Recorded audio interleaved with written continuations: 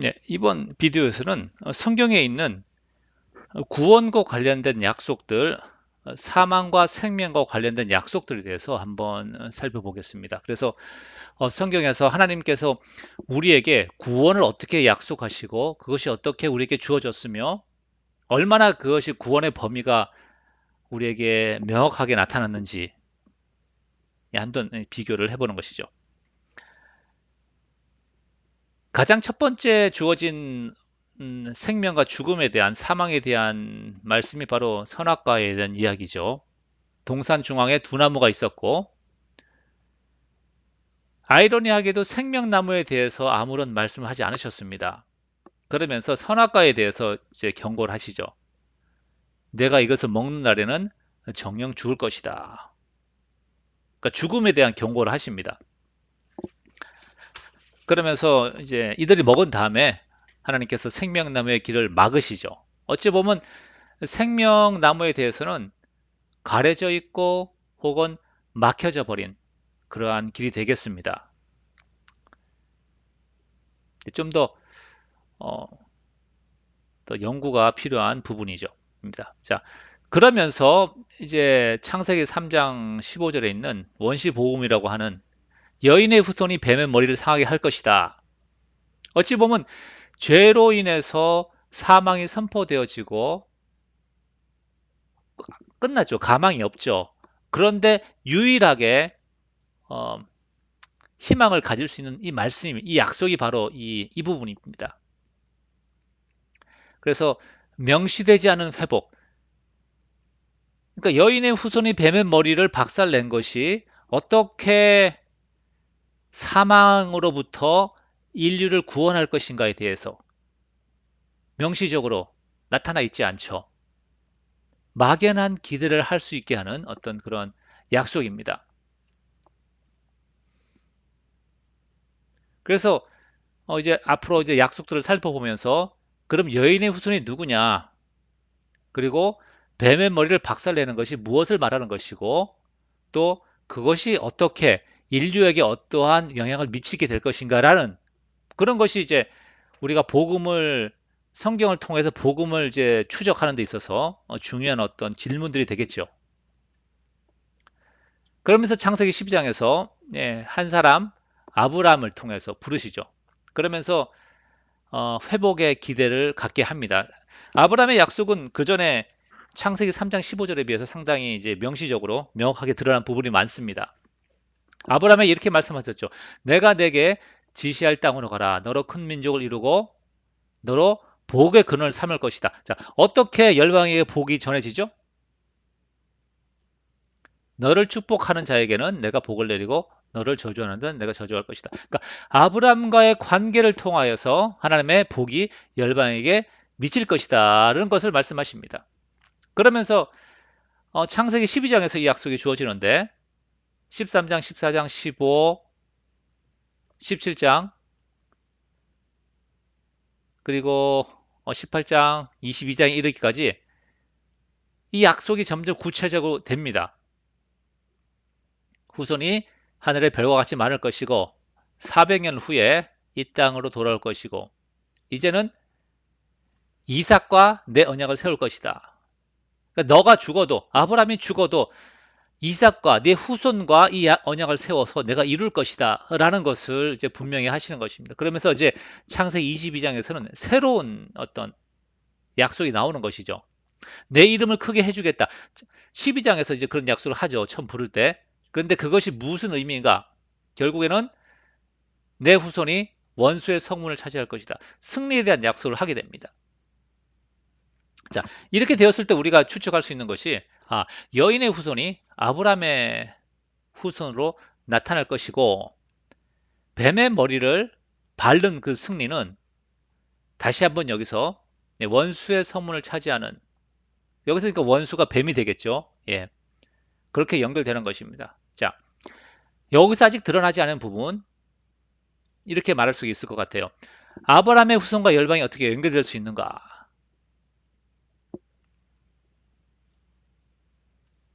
여러 가지 신학적 얘기가 가능하지만 예, 명시적으로 그러니까 드러내놓고 확실하게 말씀하는 부분 아직 없어요. 예. 그리고 아브라함에게 하신 약속은 복이라는 것은 땅과 승리이죠. 자, 근데 이것이 어떻게 아담에게 내려진 형벌을 상쇄하는가?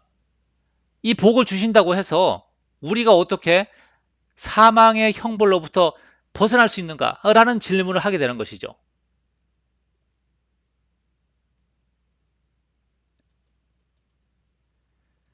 그러면서 모세 율법을 통해서 그 후에 이제 많은 시간이 흐른 다음에 모세 율법을 통하여서 재미있는 아니 유의미한 하나님의 말씀이 있습니다.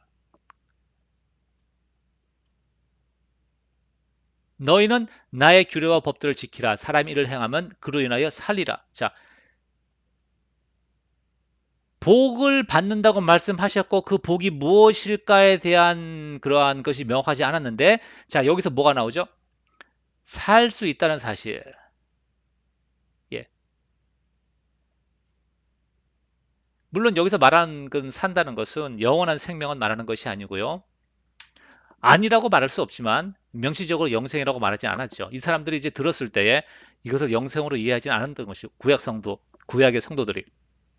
그래서 모세 율법은 하나님의 공의와 심판의 기준을 이제 보여주고 있고 결국에는 살 수 있는 방법은 무엇입니까? 네, 말씀을 따를 때 복을 받고 거스르면 저주가 일어날 것. 이렇게 이제 신명기에서 얘기를 하고 있죠. 그래서 아까 말씀드린 것처럼 예,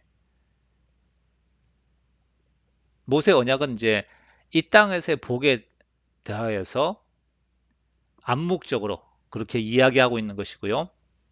그러면서 모세 그 오경에 나오는 많은 제사 제도들 그 결국에는 이제 어, 인간 내면의 죄의 문제에 대해서는 모세 율법이 임시적 해결 방법을 제시할 뿐이죠. 그러면서 주된 목적은 인간의 죄인이라는 사실을 깨닫게 하는 것입니다. 율법이. 그러면서 어, 하나님은 모세를 통하여서 이 모세 율법이 하나님의 최종 계시가 아님을 이렇게 말하고 있습니다. 신명기 18장 15절에서 내 하나님 여호와께서 너희 중 내 형제 중에서 나와 같은 선지자 하나를 너를 위하여 일으키시리니 너희는 그를 들을지어다. 그 후에 많은 선지자들이 나오죠. 그러니까 하나님께서 선지자를 새로 보내시면 우리는 그 선지자의 말을 들어야 하는 것입니다. 그러니까 그 이전의 계시 위에 새로운 계시가 내려오는 것이죠. 그래서 많은 선지자들이 있었고 예수 그리스도께서 하나님이 보내시는 최종 선지자라는 사실을 변화산에서 신약 성경 변화산에서 말하고 있죠. 이는 내 사랑하는 자니 구름에서 이런 소리가 나는 거죠. 이는 내 사랑하는 자니 너희는 그의 말을 들으라. 예, 바로 예수 그리스도를 통하여서 새로운 하나님의 방법, 뭐 완전히 뭐 새로운 게 아니고요. 예, 더 선명한 구원의 방법이 우리에게 주어졌다는 것입니다. 그러면서 이제 모세 언약 이후에 예, 요거를 신약은 뒤로 조금 있다가 예. 모세 언약 이후에 이제 이렇게 보시면 사사기나 사무엘 상을 보시면 이스라엘 백성이 이제 죄를 짓게 되었을 때 회개하고 돌이키라는 것을 많이 합니다. 이 부분 제가 말씀드린 겁니다. 그래서 다윗 언약 이전의 메시지는 인간의 회개를 외치는 메시지였다면 이제부터는 다윗 언약은 조금 달라요. 하나님께서 친히 회복의 시작이 되심을 선포하시는 것이고 그 이후에 주어지는 메시지들은 하나님께서 새로운 리더, 새로운 왕을 보낼 거다라는 약속이 계속 드러나는 것입니다. 그래서 이것으로 이제 은혜의 복음이라는 사실, 은혜 복음이 명확하게 드러나게 되는 것이죠. 물론 아브라함을 부르신 것도 은혜지만 죄가 이미 드러난 이후에 사사기 시대의 그 수많은 죄들, 그런 실패가 드러난 이후에 주어진 은혜라는 점에서 의미가 있는 것이죠. 그래서 다윗 언약이 이렇게 말하죠. 내가 다윗이 하나님의 전을 세우겠다고 하니까 하나님이 이렇게 말씀하십니다. 야, 네가 내 전을 세우겠느냐? 아니다. 내가 너의 집을 세워주고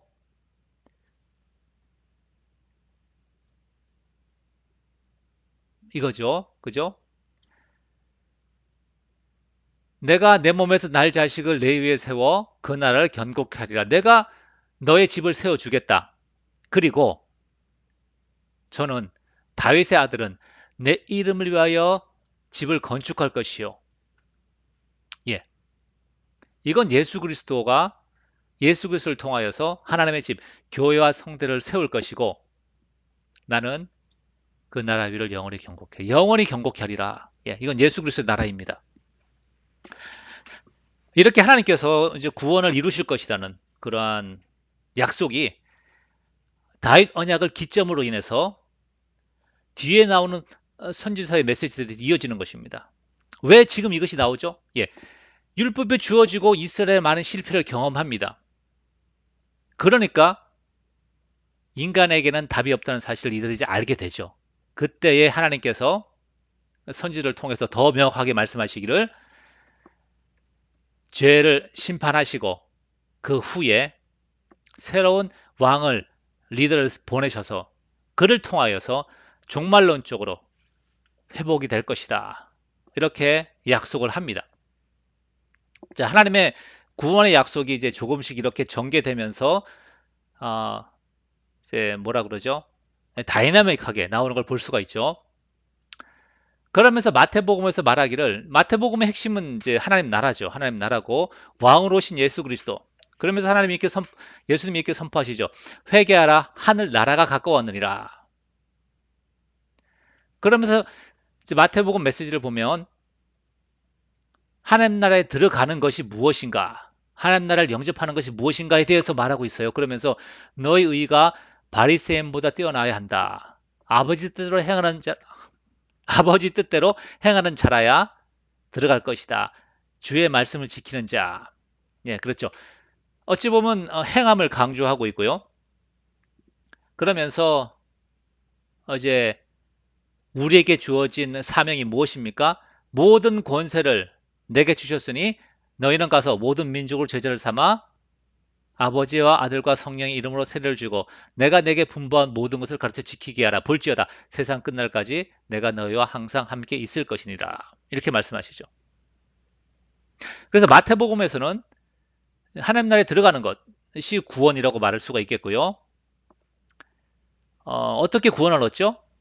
네, 주님의 말씀을 지키는 자, 주님을 말씀대로 행하는 자가 되는 것이고, 자, 그래서 여기 이제 대사명도 말씀을 가르쳐 지키게 하라 이렇게 말하죠. 예. 이제 마가복음은 조금 다릅니다. 마가복음은 이렇게 시작합니다. 마가복음 1장 1절에 예수 그리스도의 복음의 시작 이렇게 시작을 합니다. 시작하면서 1장 15절에 회개하고 복음을 믿어라 이렇게 말합니다. 자, 조금 다르죠? 복음이란 단어가 여기 사용됐고 믿어라는 단어가 사용되었습니다. 마태복음하고는 조금 색깔이 다르고요. 그러면서 마가복음에서 주제 중에 하나가 종으로 오신 인자라는 그런 여기다 쓰겠습니다. 종으로 오신 인자 그리고 여기는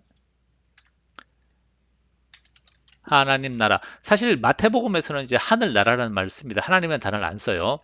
예, 하늘 나라.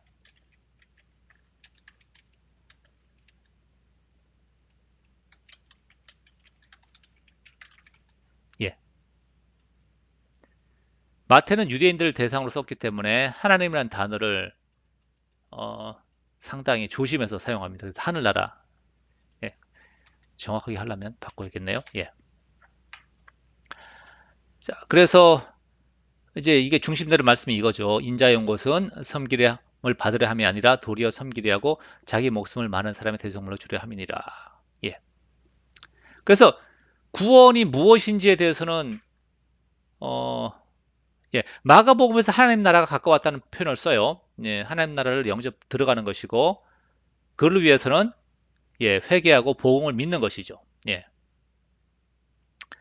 그리고 이제 누가복음 사도행전은 사실은 제가 정확하게 정리를 잘 못했습니다. 예, 사실. 예. 예, 그러면서 누가복음의 특징은 이제 잃은 영혼, 가난한 자에 대한 강조가 있고요. 나사로 이야기가 이제 유일하게 있습니다. 그러면서 어, 마태복음에서는 이제 심령이 가난한 자는 복이 있나니 이렇게 했는데 누가복음에서는 그냥 가난한 자는 복이 있나니 이렇게 말합니다. 조금 다르죠. 그러면서 누가복음은 이제 주로 주님을 따르는 삶에 대해서 말하고 있고요. 주님을 따라가는 것. 예.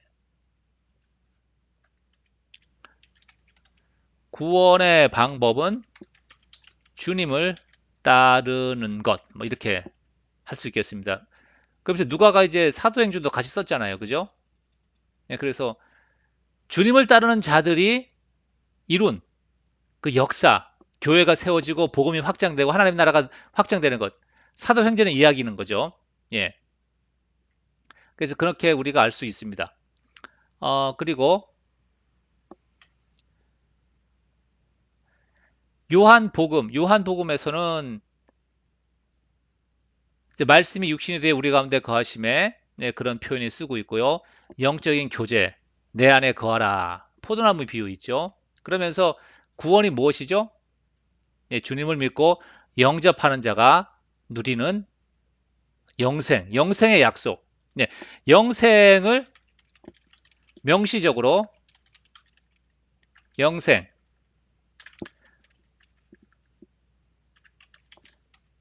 부활을 명시적으로 말하고 있음. 예, 요한복음에서 처음 나타나게 되는 것입니다. 그러면서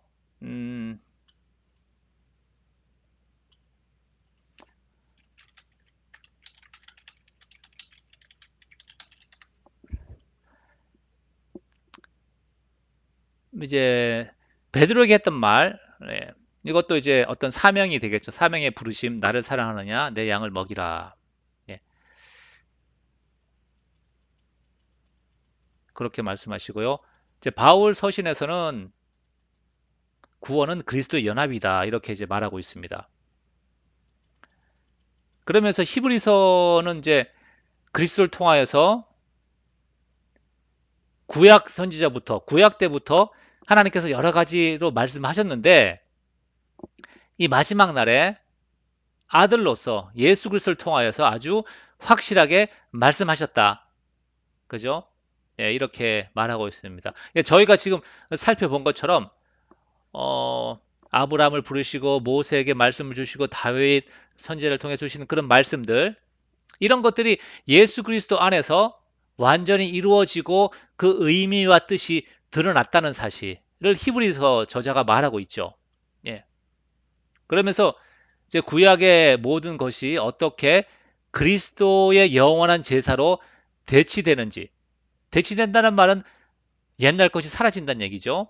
예, 그것을 말하고 있습니다. 그러면서 요거는 이제 조금 관련이 없지만 한번 뭐 정리한 김에 살펴보겠습니다. 그러니까 구원의 확신과 관련해서 부자 청년의 이야기가 주는 메시지가 이것입니다. 무엇을 행함으로 구원을 영생을 확신할 수는 없는 것이죠. 그것이 하나님의 뜻이든 아니면 율법이든 말이죠. 그래서 부자는 사실은 확신하고 싶었습니다. 내가 자기가 무엇을 행함으로써 그래서 무엇을 행하여야 영생을 얻겠습니까? 라고 질문을 했죠.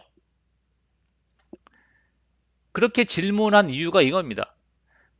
자기가 할 수 있는 최선을 다했는데 여전히 영생의 확신이 없었기에 예수님을 찾아왔고 예수님의 대답이 이것이죠. 내가 완전하고자 할진대 그 말은 무엇입니까? 내가 정말로 구원의 확신을 얻고 싶다면 나를 따르라는 것입니다. 주님을 따르는 것은 무엇을 행하는 것보다는 지속적으로 계속 주님과 따라가는 것이죠. 그죠? 한 번으로 될 수 있는 게 아니잖아요. 그죠? 예, 여기서 이제 조금 우리가 묵상해 볼 필요가 있을 것 같습니다. 그래서 구원의 확신을 얻기 위해서는 이렇게 말할 수가 있습니다. 오직 주님 안에 거하며 주님을 따르는 것만이 우리의 구원을 담보할 수 있으며 그것이 믿음인 것이죠. 그리스도에 대한 확신이 바로 구원에 대한 확신이라고 말할 수가 있겠습니다. 모쪼록 그러한 은혜가, 그러한 확신이 모든 성도님들 마음 가운데 충만하시기를 원합니다. 감사합니다.